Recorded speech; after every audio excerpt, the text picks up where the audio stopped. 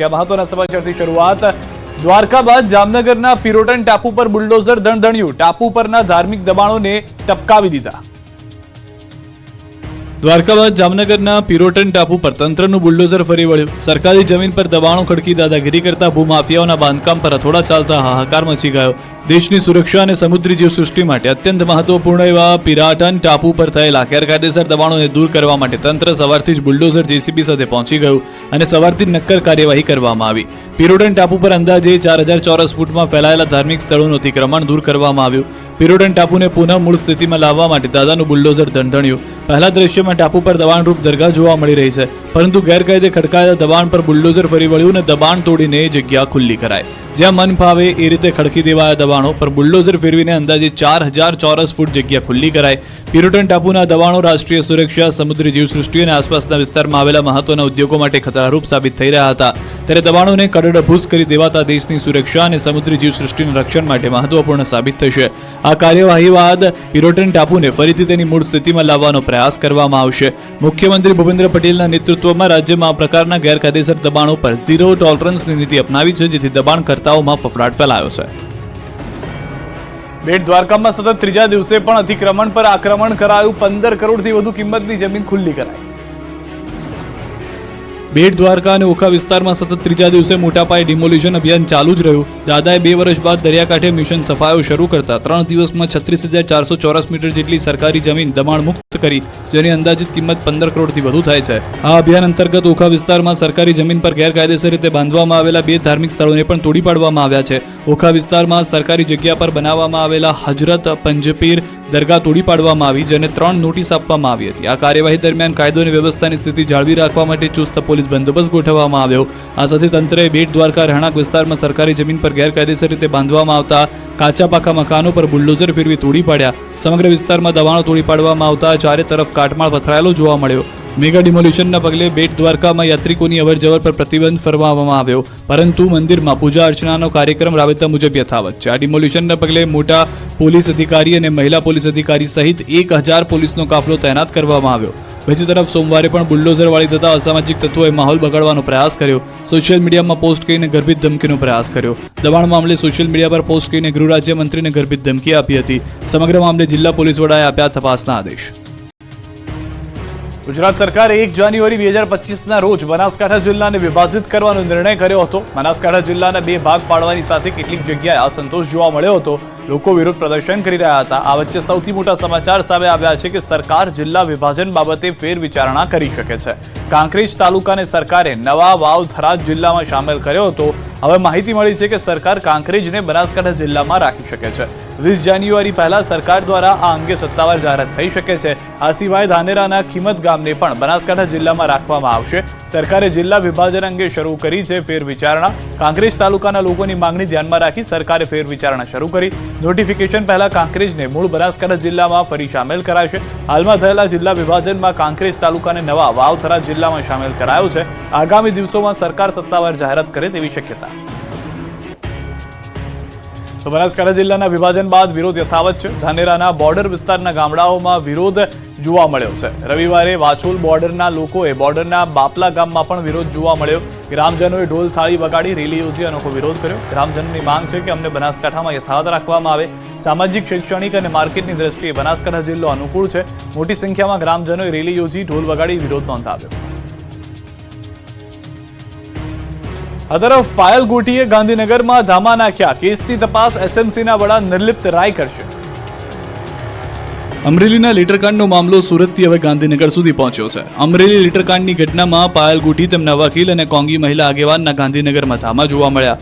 પાયલ ગોટી અને તેમના વકીલ અને કોંગ્રેસ મહિલા અગ્રણી જેની ઠુમ્મરે પોલીસ ભવન ખાતે જઈ ડીજેપીની ન્યાય માટે રજૂઆત કરી। રજૂઆત બાદ વકીલ આનંદ યાજ્ઞિકે કહ્યું કે આ કેસમાં એસઆઈટી દ્વારા તપાસની ના પાડીને અમે સ્વતંત્ર તપાસ માટે રજૂઆત કરી છે। આ કેસમાં અમે આઈજી કક્ષાની લેડી આઈપીએસને કેસની તપાસ સોંપવા વિનંતી કરી છે। બીજી તરફ રાજ્યભરમાં ચકચાર જગાવનારા લીટરકાંડની તપાસ હવે એસએમસીના ડીઆઈજી નિર્લિપ્ત રાયને સોંપી દેવામાં આવી છે। એક તરફ અમરેલી લીટરકાંડ મામલે રાજનીતિ ગરમાઈ છે, તો બીજી તરફ પોલીસ પણ હવે એક્શનમાં જોવા મળી રહી છે। અમરેલી એસપી દ્વારા રવિવારે જ એલસીબીના 3 પોલીસ કર્મીઓને સસ્પેન્ડ કરી દેવામાં આવ્યા હતા। અમરેલી લીટરકાંડનો મામલો સુરત પહોંચ્યો। કોંગ્રેસ નેતાઓએ કર્યો વિરોધ, પોલીસે કરી ઠીંગાટોળી।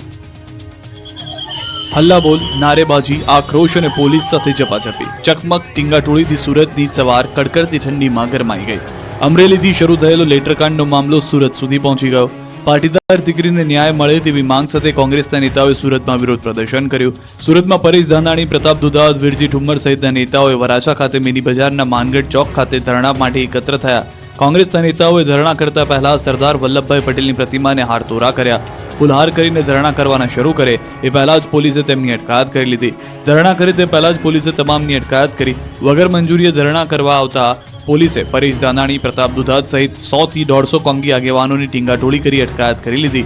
સવારે 10 વાગે પરેશ ધાનાણી, પ્રતાપ દુધાત સહિતના કોંગ્રેસના નેતાઓની અટકાયત કરાતા પોલીસ અને કાર્યકર્તાઓ વચ્ચે ચકમક થઈ.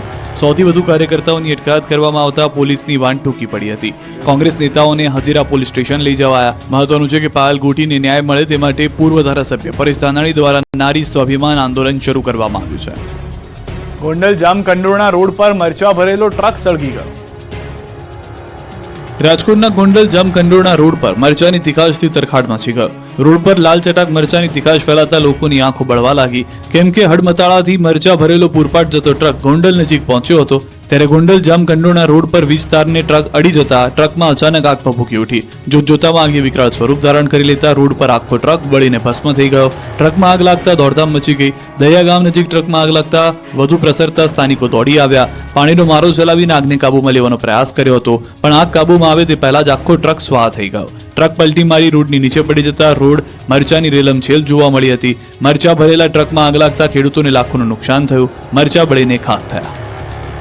નવસારીમાં કચરાના ઢગલામાંથી આગના કારણે દોડધામ થઈ. નવસારીના તિઘરામાં નવી વસાહત પાસે વિકરાળ આગ લાગતા દોડધામ મચી ગઈ. વસાહતની બાજુમાં પડેલા કચરાના ઢગલામાં આગ લાગતા વસાહતમાં રહેતા ગરીબ લોકો ડરી ગયા. આગ જોતજોતામાં વિકરાળ સ્વરૂપ ધારણ કરી લેતા ગરીબ લોકો ઘર છોડીને જીવ બચાવવા બહાર દોડી આવ્યા. ભારે પવનને કારણે આગે વધુને વધુ રૌદ્ર સ્વરૂપ ધારણ કરતા કચરામાં લાગેલી આગ શ્રમિકના ઘર સુધી પહોંચી ગઈ. એક શ્રમિકના ઘરમાં આગ લાગતા આખું ઘર ભડકે પડ્યું. આગ વિકરાળ બનતા ધુમાડાના ગોટે ગોટાથી આકાશ ભરાઈ ગયું. દૂર દૂર સુધી ધુમાડા દેખાયા હતા. આ અંગેની જાણ ફાયર વિભાગને કરવામાં આવી હતી. ફાયરની ટીમે પહોંચીને પાણીનો મારો ચલાવ્યો હતો, પરંતુ આગ ભીષણ હોવાથી કલાકો સુધી પાણીનો મારો ચલાવવો પડ્યો હતો. જંબુસર જામડી ગામે આગની ઝપેટમાં 3 મકાનો બળીને ખાખ થઈ ગયા. જામડી ગામના આંટ્યુ ફળિયા વિસ્તારમાં બની છે આગની ઘટના. આગની ઝપેટમાં 3 મકાનો બળીને ખાખ થઈ ગયા. આગની જાણ ફાયર વિભાગને થતા ઓએનજીસીનું ફાયર ઘટના સ્થળે પહોંચી આગ પર કાબુ મેળવ્યો. આગ લાગવાનું કારણ હજુ જાણી શકાયું નથી.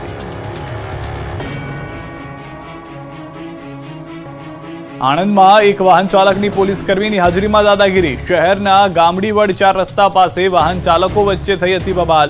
એક વાહન ચાલકે બાઇક ચાલકને પોલીસ કર્મીની હાજરીમાં માર માર્યો. અપશબ્દો સાથે મારામારી કરી રહેલા વાહન ચાલકનો વિડીયો વાયરલ થયો.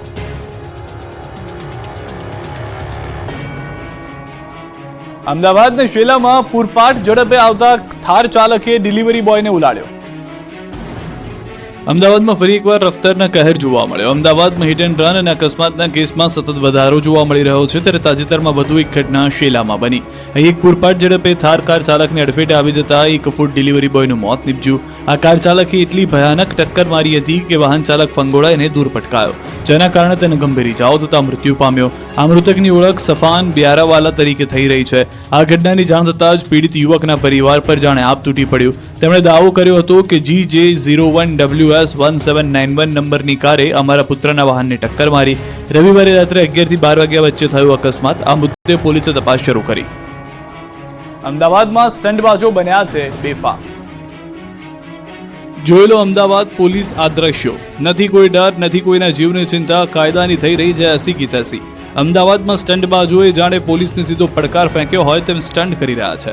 રોડ પર કોઈ ડર વગર પોતાની માલિકીનો રોડ હોય તેમ સ્ટન્ટ કરી રહ્યા છે.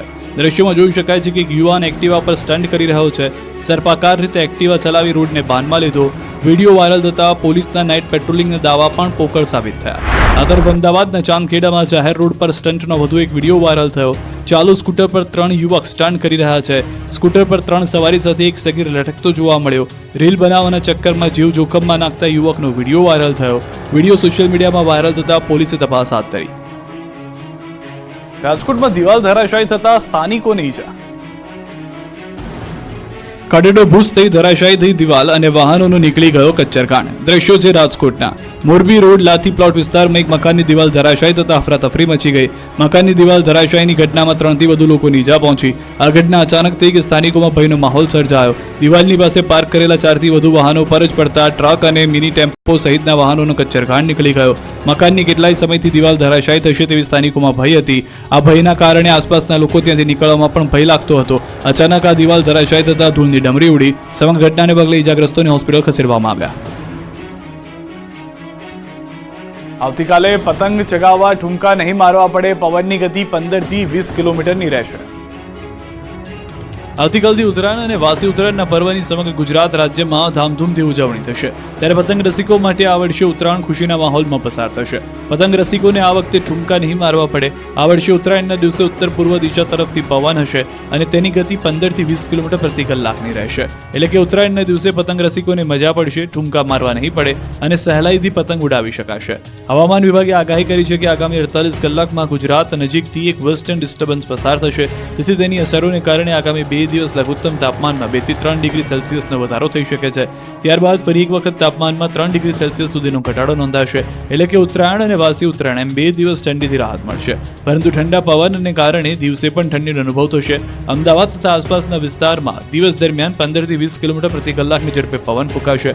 બીજી તરફ હવામાન નિષ્ણાંત અંબાલાલ પટેલ અને પરેશ ગોસ્વામીએ પણ 6 થી 15 કિલોમીટરની ઝડપે પવન ફૂંકાવાની આગાહી કરી છે. એટલે આ વખતે પતંગબાજો પતંગ ચગાવીને થાકી જશે, પરંતુ પવન બંધ નહીં થાય. ક્યારેક તો હાથની આંગળીઓમાં ચીરા પડી જશે એવો પવન ફૂંકાશે.